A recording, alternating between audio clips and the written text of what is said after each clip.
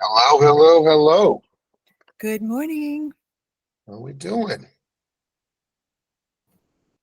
It's Thursday. Who's got something? Let's get us started.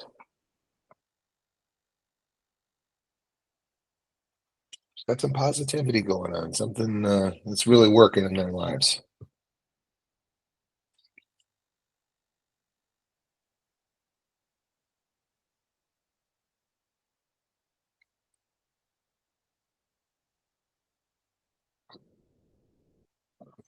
Angela.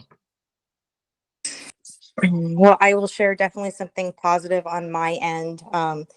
After two hurricanes and three clear to close extensions, finally got a clear to close on my deal last night. Very excited. This was a referral clients. Finally got them into their forever home. It was just an uphill battle of, again, between the hurricanes and the lender requiring additional documents every day, and just super excited for these people. Just after 3 weeks of delays, finally get to hand them keys today. So very excited. That's awesome. That's awesome. And you feeling good about the other two? You think you're going to get them there, or is some of this stuff just not going to happen for a while? I'm trying. Yeah.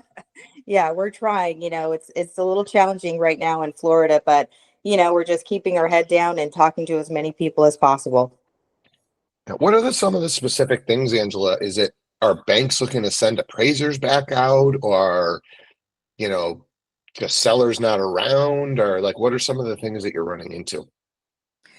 Well, with this particular one, just because of the delay of closing, different dead ends had come and gone. And so the underwriter was just asking for additional proof of payments for certain things. But yes, when it comes to that, if you have a house under agreement and you're getting ready to close, the banks are definitely going to send an appraiser back out to the home, usually just to walk around, inspect the exterior, and make sure there's no damage from the two hurricanes.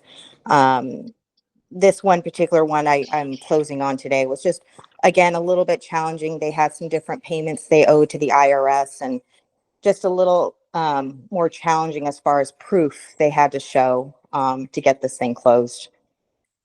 Awesome. Well, pumped, and these are the things that don't get jotted down on the piece of paper of what we do as agents. You know, A um, hundred percent. And it's really, my clients were just at their wits' end and threatening to walk away. And I thought, gosh, if we walk away now, you guys are starting all over. It's really trying to keep them calm, positive, and continue showing them the light at the end of the tunnel. And it was, this home they fell in love with. yeah, yeah. It's the more I read about the industry and where everything is going, I am as convinced as ever that this is going to be a seriously professionalized industry because those situations the fly by night agent doesn't handle very well, right? It's the professionals that get these things to the finish line, that know how to handle this. It, it's it's it's so emotional. It'll never be done like all automatic because it's just not that kind of a purchase, and it takes great humans to get these things to the closing table. And are there some that, maybe any agent could have gotten to the finish line, that could fog a mirror? Probably. But most of them have some twists and turns and some emotion to them that it takes a professional. So, I'm excited about the community that we're building here, and just sharing these little tips, tricks, staying strong together through whatever we're dealing with. So, great share. Who else has got something?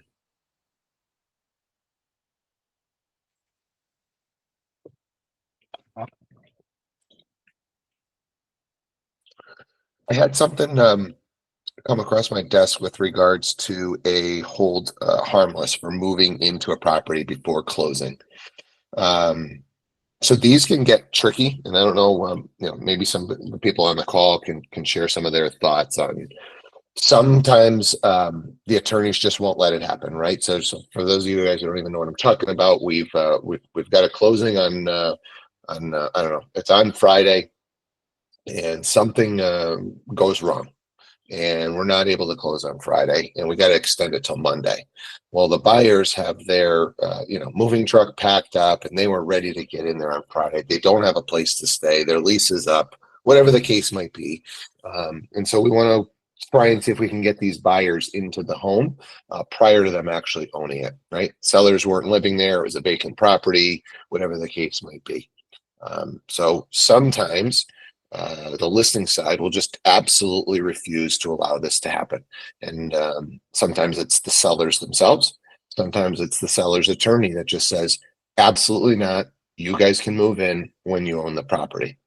And that can oftentimes come from an attorney who's had some things go awry, right? Because we could have a situation where these buyers move in, and you know what?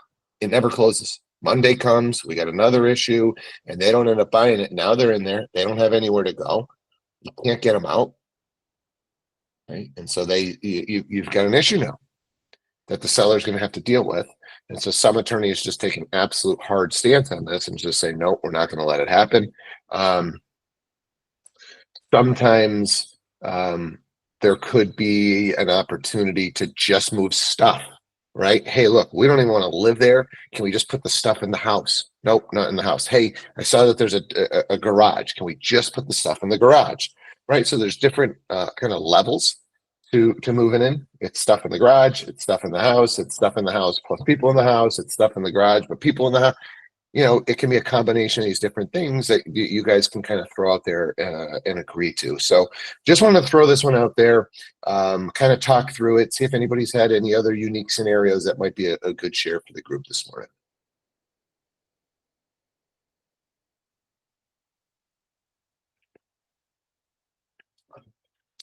Does anybody have any questions on the process?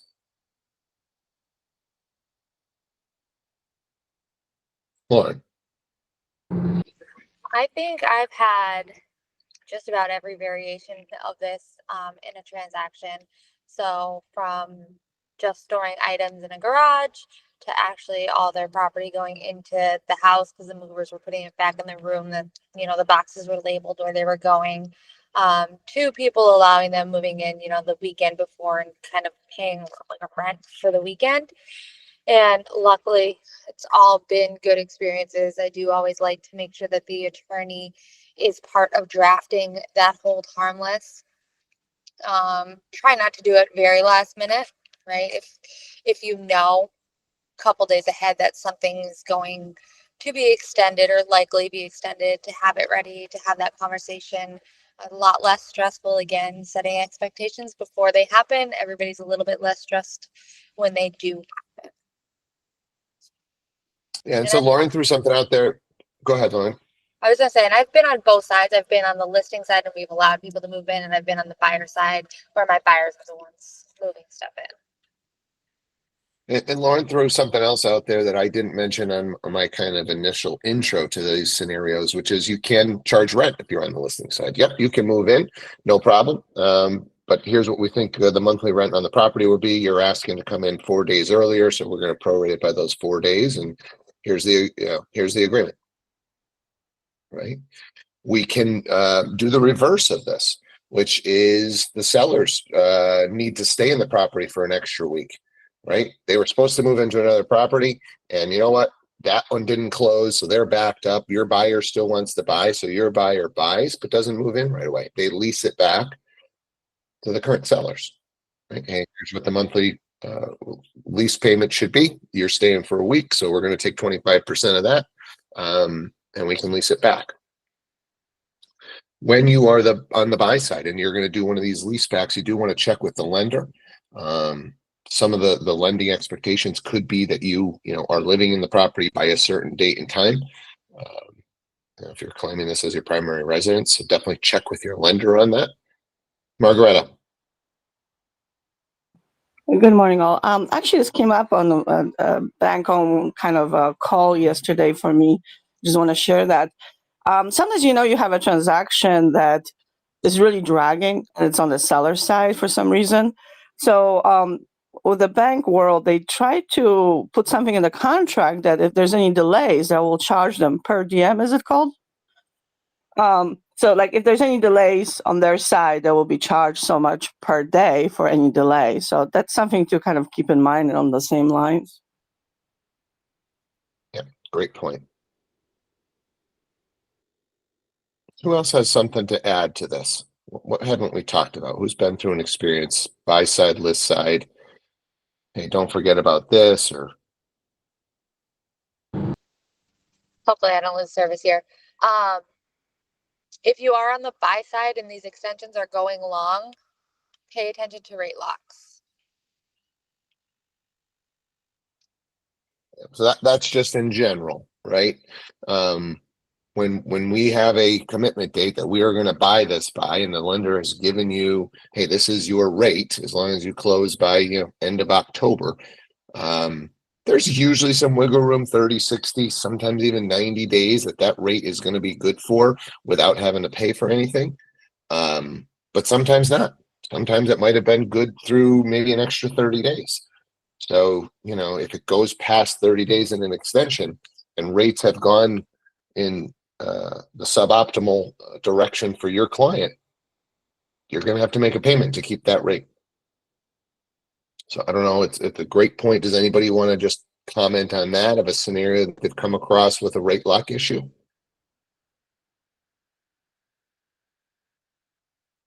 If we remember tomorrow, I think this would be a great question to kind of throw out there for Finance Friday. Just talking about rate locks. What's your traditional, I don't know if the different types of loans, maybe FHA and VA have standard, hey, these are always good for 30 days. I don't know if it's market dependent. I really don't know the details. So if you guys can remind me, we should ask that tomorrow. Amber. I had this happen. My buyer was going into a house. The seller was building a house out of state. So they wanted an extra month in the house. And working out those details was quite fun with the attorneys. And then what ended up happening was same thing. The rate was going to go up. So the sellers actually had to pay to relock that rate. Do you remember how long that extension was for? I don't, but I do know that it was they were only going to be there an additional month. So, but I don't remember what the timeline was. Yeah. Yeah, I want to say it's probably going to be dependent on the market, right? I mean, if rates are pretty volatile at the time that you're putting together a deal, my guess is these rates are not, good for as long a period of time. But I don't think it's something that typically comes up, right? We put our deal together, we know what our rate is. We don't typically ask, hey, what's the rate lock? How long is it good for, and what's it going to cost if I got to extend? These are things that we probably should be asking. So we really, just to know that, hey, if we don't close on time, we've only got an extra 30 days on this. I don't think it's definitely not something that I used to ask when I was putting my deals together and thinking about it right now as we're talking through it. It almost seems like we should be asking this. Angela. Yeah, I definitely agree. It's something we should be asking. So that was definitely a hurdle in my deal that had to get extended. We were supposed to close, it was either October 2nd or 3rd. And because of the extension, it was an FHA loan. They had to pay an additional $800 to have their rate continue to be locked in. So it's definitely something we have to be aware of as agents.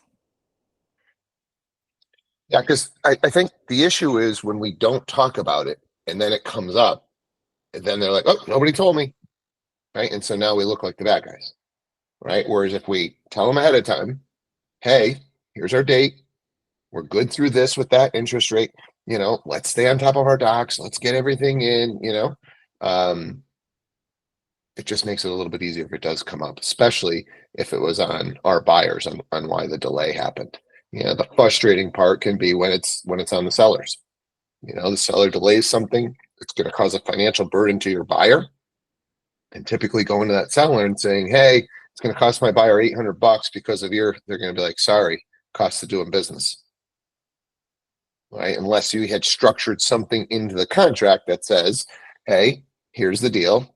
This is, if it doesn't close on this date, we're going to incur these costs and we're going to ask you to pay for them. And if we negotiated that up front, then obviously there's no argument in it and it's in black and white. So I don't know if anybody's ever done that or put that into a contract. It'd be interesting to hear. Margareta? Yeah, I actually, I guess as I'm dealing more with bank owned, and they do put that in because they're like, we need this sold because they already have plans for that money for something else. And I'm like, I wonder why don't we have that urgency in our regular world of real estate? And we all know that there's things that are extended and there's the normal stuff, but there is a time value associated with that. So time is money, and this is critical. And I think it's almost like I'm definitely going to make sure that I'm going to put that in my purchase and sales, especially on the buy side. Or any, because it's very important, and especially with the lock rate, there's just so much things we just don't even consider it. So I think just having in purchase and sales is the way to go. Yeah. Yeah. Again, it comes down to leverage. If we're in a multiple offer situation, we probably can't add this language, but if we've got some slowing markets and we want to protect our buyers, I think adding some language like that is probably appropriate. And I don't think you're going to get much pushback because, the seller's thinking, oh yeah, we'll close on time. No problem, until there's a title issue and something that they got to clear up. And, so having this thing negotiated out up front would definitely help. Anybody else want to chat on that topic or have something of value to add to that conversation? Okay. Who else has got something going on a deal? What'd you learn?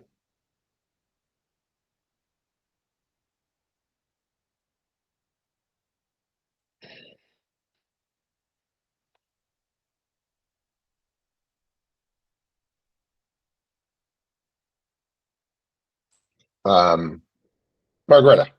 I guess this is just more on appraisal world, but I just been going to some of my appraisal meetings with the appraiser, and something I learned that when you're looking, and it's good for know as a realtor, when you're doing square foot assumption on the property, and you have cape when you have in your roof lines. So I'm not sure, maybe you guys know this, but I didn't. 5 feet to the roof, like when you have the slant of the roof, let's say you're in a cape house. So technically, like your shoulder around 5 feet is where is usable, like countable square footage for the property. Does that make sense to you guys? So like if you, like think of like where the slant is and put wherever the 5 feet is from the slant to the floor, that box is what can be used. Anything outside of that is not technically using the square footage of the property.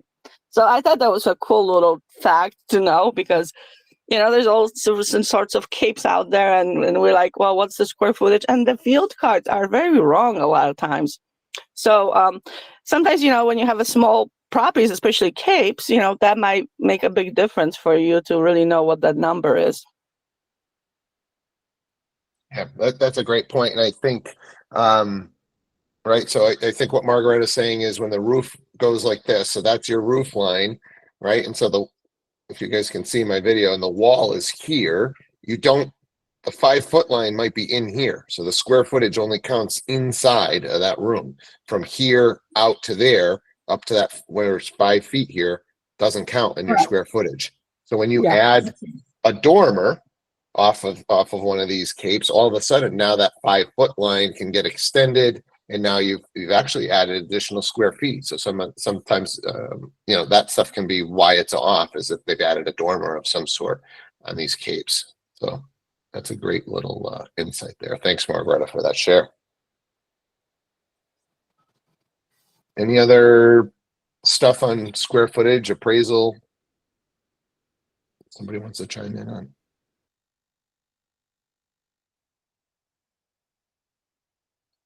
I want to chat a little bit on AI and prompting. By show of hands, just quickly, how many people have progressed on from ChatGPT and are now using Perplexity as their main search?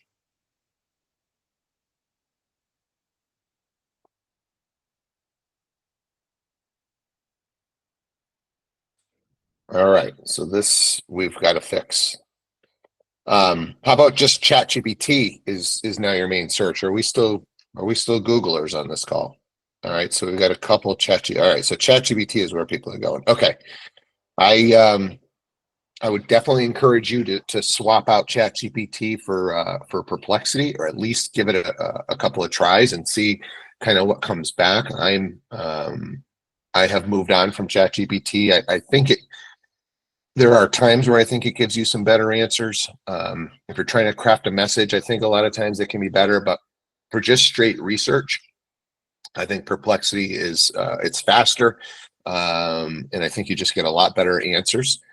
It also does a really good job of giving you additional questions that you can ask, right? So you can continue the conversation, and it's kind of the suggestions are really, really strong.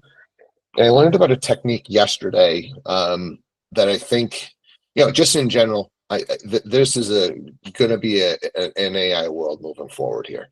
The AI first agent, the AI first brokerages, like they are going to win. There is no doubt in my mind. And so we've got to get strong AI skills as part of this group. If it's one of those areas that we've got to be sharp at. And I thought this technique, it's called an inverse ask. So typically, what you might do, let's say you are, I don't know, you're going on a listing presentation, and you want to sharpen your skills before you go out there. And, you could ask something to the effect of, hey, what are some of the things that I could present to help me win this listing? Right? And it'll give you a bunch of different things. And then that's where I think it's really important to be able to see these additional questions that you might not even be thinking about.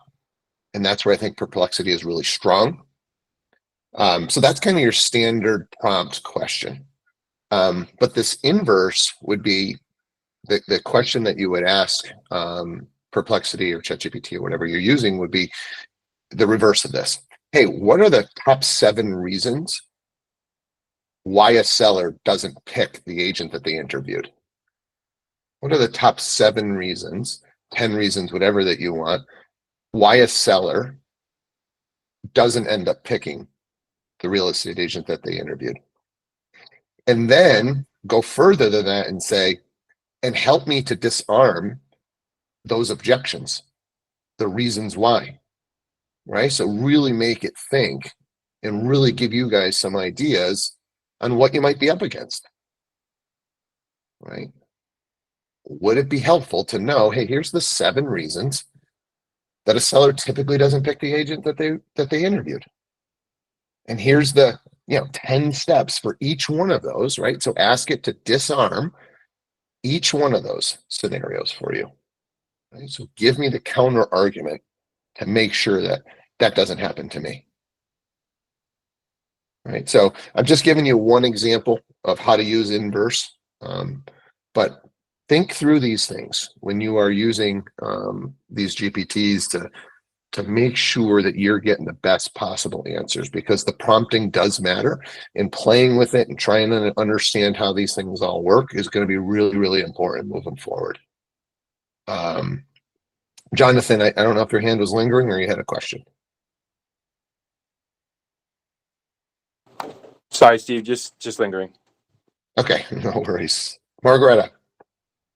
Oh my God, I love Perplexity. And I've noticed that if you ask a question with more, I guess, intelligent words or like bigger words, it will give you an answer in that bigger vocabulary. So, and you can even say, I want a certain tone. The other thing I don't know if people realize, you can do a tabular situation answer. So you can say, I need you to produce a chart or a graph. Like it actually just does all that. I can see how this younger generation can use this and, makes them a little bit more advanced, but at the same time backwards, because I'm not sure if they can comprehend what they're doing. But this is such a fantastic tool. I wish I had it when I was in school. It's awesome. Yeah, the spreadsheet functionality that it's capable of is pretty impressive. it can do, and I think they can all do this now, but they can do math problems. I think one of the really interesting things that we're going to start to see is synthesis of data. I think Notebook, I think it's called Notebook LM. I think it's a Google product or maybe a Microsoft product, but I think it's a free product. You can dump tons of data into this thing and then ask it to analyze it, right? So like some of the examples that I've heard are regarding, you export everything that you can out of your MLS, you import it into one of these language models, and then you say, hey, what's the best days to, based on the sales over the past 5 years, what are the best days to list a house? Right?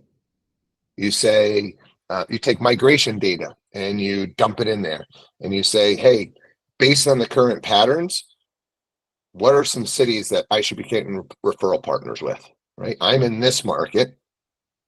Based on this data migration, where are most of the people coming from? Where are most of the people moving to? And working on, hey, I know that I'm in this market and most of the people are coming from these 3 markets, and calling top agents in those 3 markets to just say, hey, just want to introduce myself. I know there's a lot of movement between our markets. I love working this market and I'd love to be your go-to person. Just trying to generate use the data to generate yourself some business. I don't know, is anybody using these tools like on a outside of just, hey, this is kind of be cool, I'll ask it a couple of questions? Are we using it to drive our business?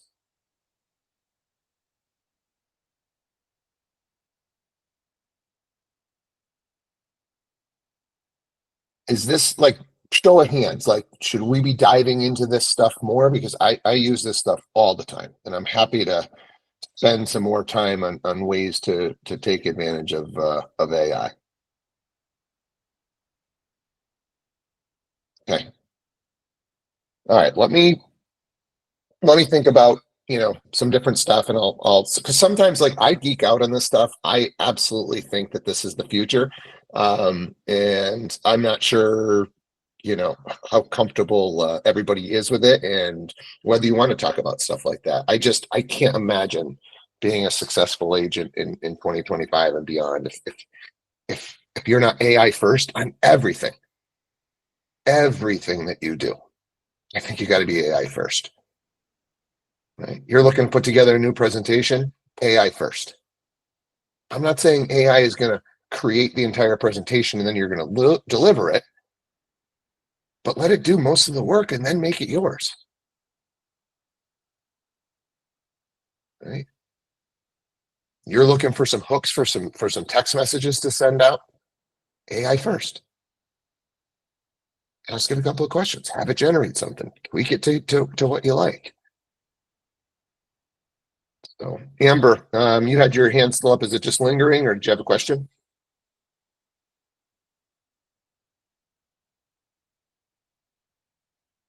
You're muted if you're trying to go. Frankie, did you have a question? I see your hand up. I do. Can I use AI to make like a CMA? So the answer, I don't know if Perplexity can do it, but I think this is a good use case for like that Notebook LM, where you could take you could take the sales data if you can get it out of your MLS. I don't know what these different MLSs can export just yet, and try it. So I don't know that that's the first place I would go, because I think like most of the MLSs have their own little resource that's pretty darn good. The RPR reports are pretty darn good. Like those have been, that's early AI that they're working on getting even better. So I don't know that Perplexity is going to be the best use case for that. But I mean, bottom line, yeah, I think you could do it if you can get the right data out of the MLS. Right on. Yeah. So it wouldn't be where I would start though. Jonathan. Hey, Steve. So what I would say is a couple of things.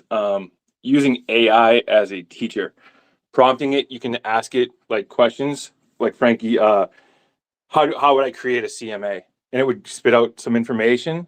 That's how I use like ChatGPT and Gemini. And then one other thing I noticed is on Perplexity, Xfinity right now is giving away a year's free subscription if you have Xfinity. So that's something to look into as Is well. that for the pro? Because I think I'm still just on the free version. I believe it is the Pro. Yeah, it It's says for the pro. a year free of the Pro. Is that if you're what, an Xfinity mobile or Xfinity TV or? It was one of their perks. I have their internet, so I would Okay. check, and I would also check your mobile providers because a lot of them have those free AI like Pro for a few months or something like that. Yeah. Yeah, if you were going to try and make one change, in your real estate business that I thought could move the needle, I think, becoming an AI first agent at anything that you're looking to do, just try and get in the habit of let me do that first and just see if it can make it better. Even if it's like, hey, I've already got this, right? I've already got this presentation. How can I make it better? Right. Here's my process on how I'm reaching out to my sphere. How can I make it better? Right? I'm trying to increase my sphere business by 10%. What would you recommend my reach outs be for 2025? Like it's just gonna spit it out. Hey, I don't like the way that you did this, right? You've got a personal visit in there once a quarter. I can't do that. My market's too big. Can you replace the personal visit with something else? And just let it, just play with it and see, what it's coming back with. And you're going to just be amazed at what it can do. Margareta. Just out of curiosity, I've been thinking about the Perplexity Pro, but I find the Perplexity Regular so good. What is the difference to that user that has been using it, the Pro part? Jonathan, do you know? The I Pro don't. part allows more access, so it goes out into like the web, higher accolades of the web and stuff like that. I don't know the full part of the Pro, but those are usually the little add-ons that they do to each one. So when you search yourself, have you found like it's a very full on, like compared to regular Perplexity? Like, have you seen a huge difference? I guess. I haven't yet, but I still look for those ways of just it's a cleaner processing, and it has fewer of those hiccups that they kind of get hung up on. Gotcha. Thanks so much. Good tip. Welcome. All right, let me spend some time thinking through some of the best use cases for an agent. And we will definitely do a session on that because I think, and I might try and do a couple of sessions. One, just some great use cases in your personal lives, and then we'll do some real estate specific stuff because I really do want you guys, right? Because the way I'm thinking about it is I don't need AI. It's not going to replace the job that you're doing. What we're trying to say is we've all got the same amount of time. So how can we get it to just save us some time? How can we increase our processes in the way that we go about our daily lives to make it just a little bit more efficient, to take a little bit off of our plate, to speed something up just a fraction of a second if it's something that we're doing over and over again. So let me work on this, and I'll come back at some point here in the future with a couple of AI sessions. So we're a little bit over, guys. Appreciate you hanging around today. Go have an amazing Thursday, and come back tomorrow for Finance Friday. All right, take care.